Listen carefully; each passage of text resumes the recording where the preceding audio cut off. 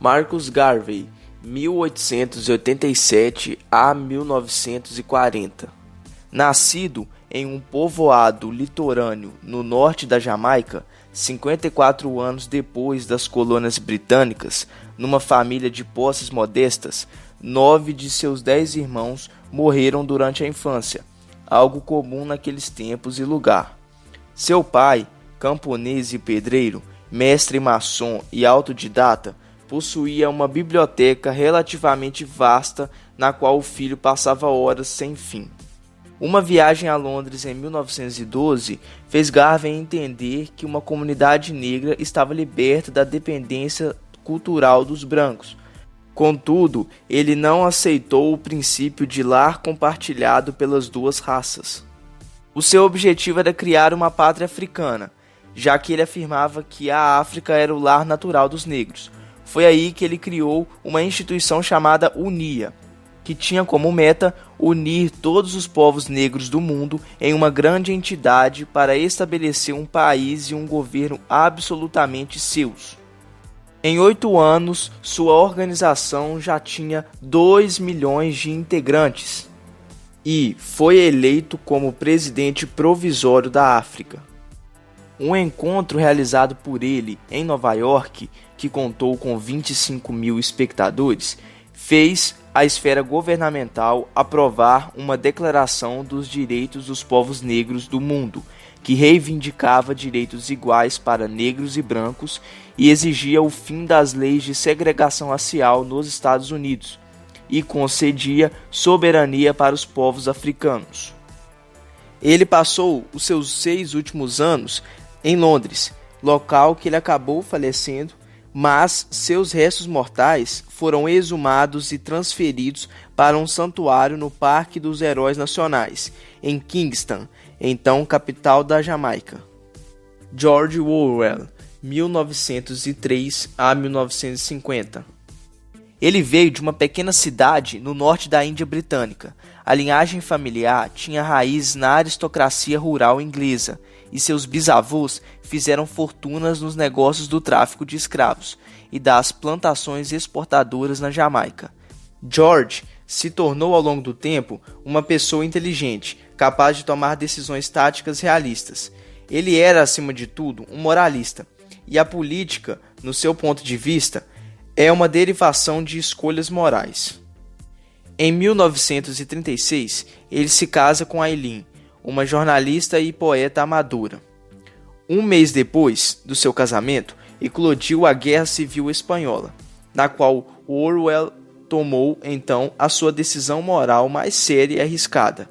Ele lutaria ao lado dos republicanos contra as forças do general Francisco Franco, que tinha o apoio de nações alemã e italiana.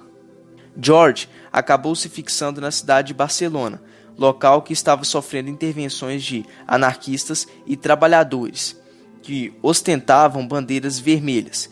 Além de partidos revolucionários, quase todas as igrejas haviam sido evisceradas e suas imagens queimadas. Embora tenha pertencido a um partido trabalhista independente, ele nunca se comprometeu com nenhum partido político e, naquela época, abominava a ditadura totalitária de Stalin. Um fato importante da sua vida é a realização de uma lista com 38 nomes, dentre eles jornalistas, escritores e atores, que se definiam como criptocomunistas, ou seja, pessoas que são a favor do comunismo, porém não declaram isso em público. Frantz Fanon, 1925 a 1961. Esse rapaz veio de uma ilha de relevo acidentado, chamada Martinica, que fica na França. Cursou medicina na cidade de Lyon e, em 1951, ele se torna psiquiatra. Em 1954, surgiu um movimento na Argélia denominado de FLN, a Frente de Libertação Nacional. O objetivo era alcançar uma proclamação anticolonial. Foi aí que Fanon começa a expressar as suas primeiras ideias revolucionárias. Para ele, na Argélia, a minoria de origem europeia poderia encontrar um lugar, assim como as minorias judaicas que não se viam representadas por uma identidade árabe-islâmica. Fanon é provavelmente o melhor testemunho de um fenômeno que deve ser descrito como deslocamento intelectual. Ele se acreditava um marxista e tentava aplicar o conceito de luta de classes para o contexto colonial, mas essa tentativa expunha à luz do dia as inadequações do marxismo nas abordagens de sociedades pré-industriais. As suas ideias eram totalmente destinadas para países de terceiro mundo. Por isso, a sua obra Os Condenados da Terra, de 1961, seria um porta-voz dos movimentos de libertação no terceiro mundo. Agora, o terceiro mundo que ele iluminou na obra célebre é, quase exclusivamente, africana. Steve Biko, nascido na província do Cabo, junto às belas montanhas de Amatola. Seu objetivo na maioridade era cursar direito. Contudo, as circunstâncias cortaram esse caminho. Entre seus familiares, vigorava a crença de que as faculdades de direito conduziam à militância política, algo muito perigoso.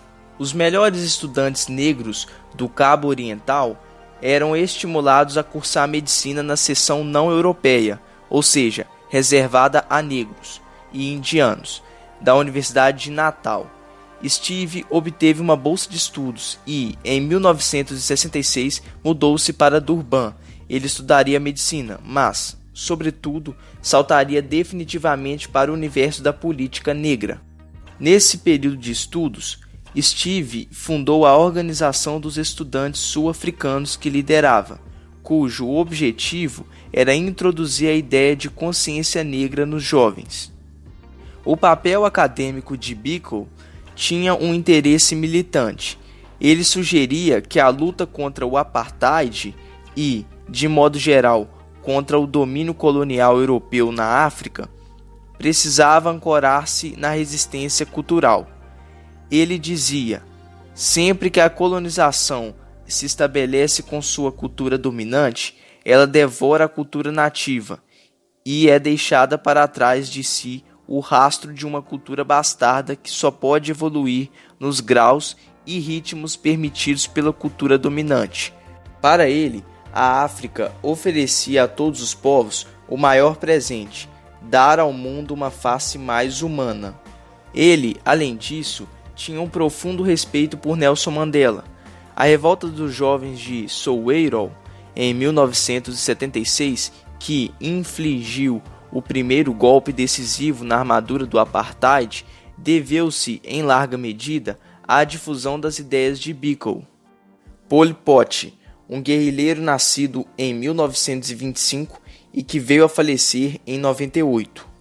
Os tambores da guerra com o Vietnã soavam há 1 ano e 3 dias. Depois seria deflagrada a grande ofensiva vietnamita.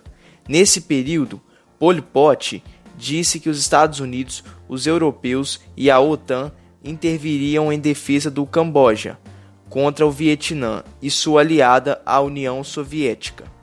Em resumo, as ações revolucionárias de Pol Pot são insanas. Ele tomou as rédeas do Camboja em abril de 1975, no vagalhão dos triunfos comunistas nos 3 países da Indochina, e governou como um tirano até janeiro de 1979, quando seu regime foi derrubado pelas forças vietnamitas invasoras. Naqueles 4 anos, a Revolução Agrária de Pol Pot, um cortejo de epidemias e fome, deixou um saldo jamais contabilizado de vítimas. O número de mortos oscila, dependendo da fonte, em torno de 1,5 milhões numa população total pouco superior a 8 milhões. Mais de 200 mil pessoas foram executadas como inimigos de classe.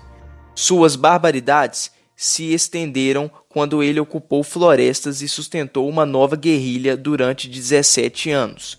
Em 1996, sob assédio das forças de coalização do governo, os guerrilheiros começaram a desertar e o grupo se dividiu. Son Sen, o lugar-tenente de Pol Pot ensaiou negociar a paz e, por isso, acabou executado, junto com toda sua família.